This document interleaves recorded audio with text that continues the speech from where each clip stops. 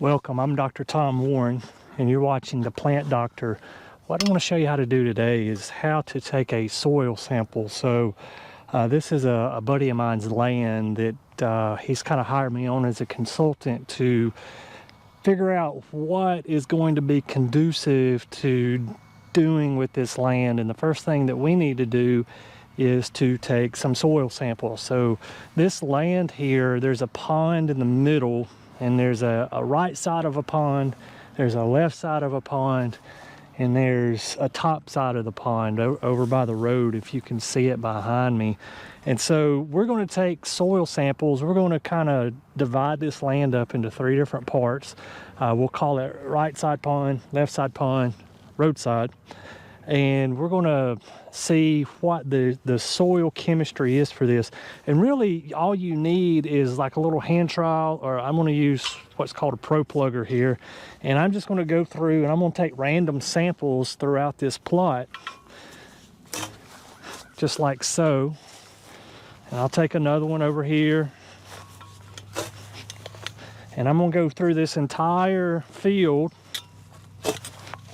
taking soil samples. Now once I have all my samples selected, there's 4 or 5, I'm just going to do that many for demonstration. I'm going to put them in this bucket.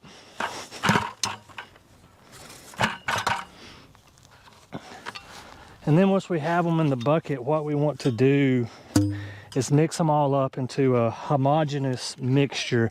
We just want an average of what this particular piece of ground is going to have in terms of pH. The existing nitrogen, the existing phosphorus, the existing potassium. So we're going to take each one of these. I'm going to take a little hand trial and I'm just going to bust them up.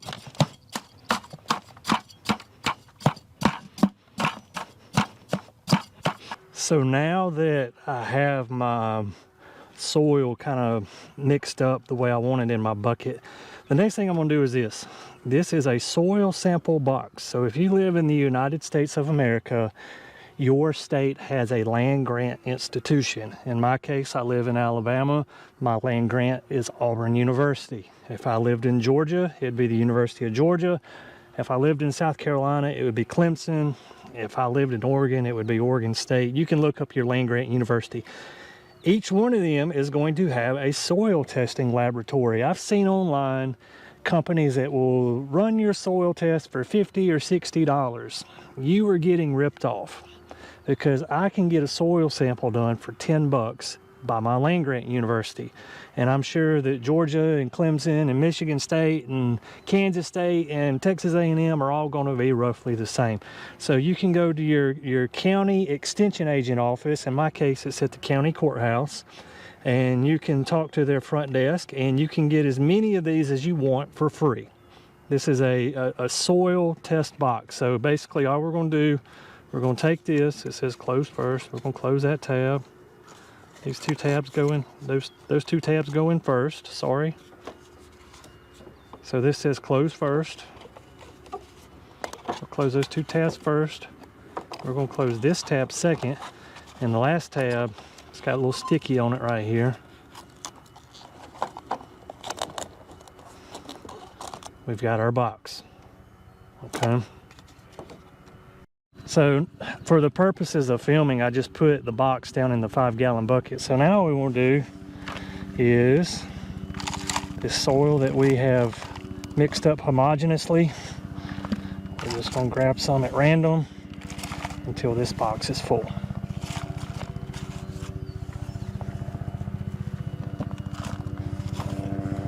And that's plenty right there.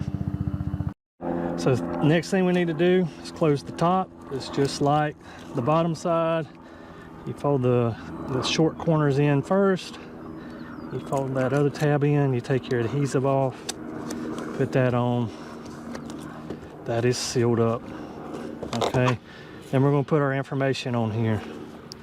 Name of sender, Dr. Warren. I'll put my address on there off camera. Field name or number. So we are going to call this right, and you'll have to excuse my handwriting because I'm leaning on the truck as I write. right side pond. Crop to be grown. We're not really sure yet, so we're pretty sure we're going to do something ornamental, perhaps some field-grown trees, perhaps a cut garden, perhaps some perennial fruits like a blackberry or blueberry. So what I'm going to put is, I'm just going to put ornamental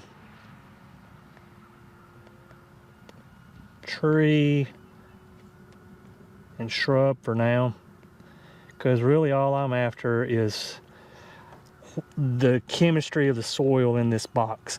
So from here, all we have to do is mail this off to Auburn. We're going to put it in a brown box, and they have a mailing address for the soils lab right there. That's where we're going to mail it to. Soil Testing Lab, Alpha Building, Auburn, Alabama 36849. We're going to put a check with this. So I got 3 soil samples. So if you go on Google and type in Auburn University soil testing, it'll have a PDF file, and you put your name on it, and basically everything we put on that box. You're going to put that sheet of paper in the box with this. So I'm going to have a brown box. This box is going in the brown box. That sheet of paper is going in the brown box, and my check is going in the brown box. They are going to run a soil analysis on this, and then they're going to email us a PDF that's going to give us our pH. It's going to give us some other data there too.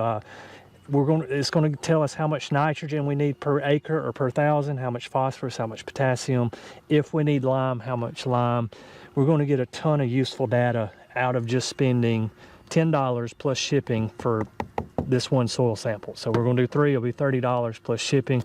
So for 40 bucks, I'm getting some invaluable information. So let's go to the computer. I'm going to show you that PDF.